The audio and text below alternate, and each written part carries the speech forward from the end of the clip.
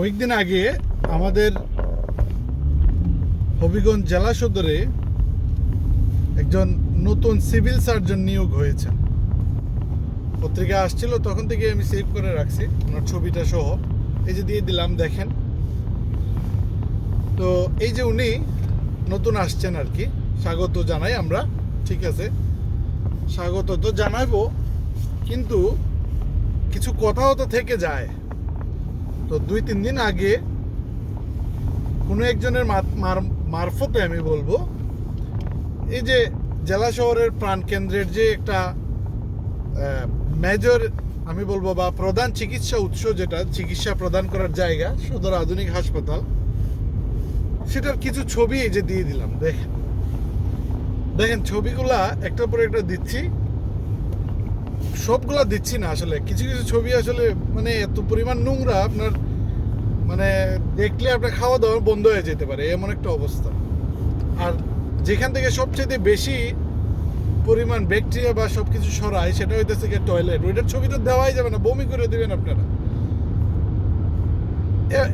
এই পরিমাণ বাজে অবস্থা।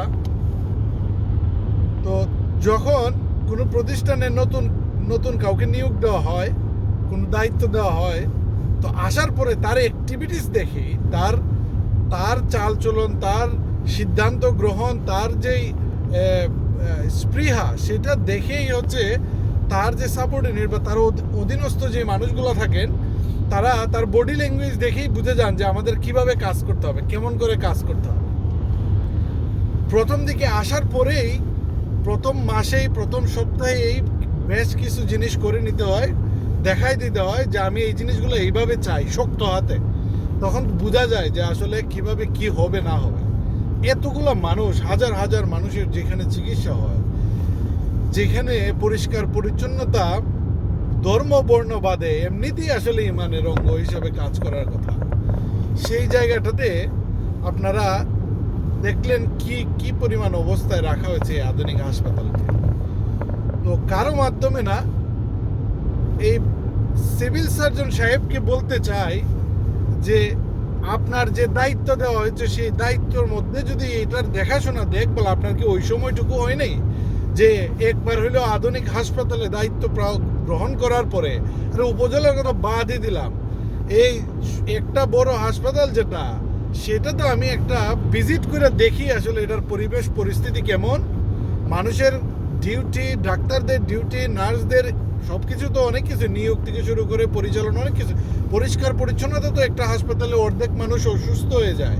এখানে যে অবস্থা, এই অবস্থায় গেলে তো মানুষ আরো বেশি অসুস্থ হয়ে যাবে। আপনার এই সময়টুকু হয় নাই, এই সময়টুকু আপনার হয় নাই এখন পর্যন্ত একবারও যাওয়ার জন্য।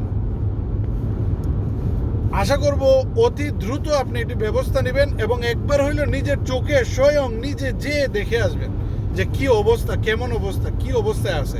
এটা আপনার ছেলে মেয়েরা ওই জায়গায় রাখবেন, আপনার ছেলে মেয়েরা ওই জায়গার ওয়ার্ডে চিকিৎসা করাবেন না তো। আপনার পরিবারের কাউকে এই জায়গায় করাইতে দিবেন, চিকিৎসা করাবেন না তো। তো নিজের পরিবারের মানুষদেরকে যেখানে চিকিৎসা করাইবেন না, সেখানে মানুষদেরকে, সাধারণ মানুষ যারা ট্যাক্স পেয়ার, তাদের চিকিৎসা এরকম পরিস্থিতিতে কিভাবে করেন? আপনার বিবেক বুদ্ধি নাই। আশা করি খুব দ্রুত আপনি একটা অ্যাকশন নেবেন।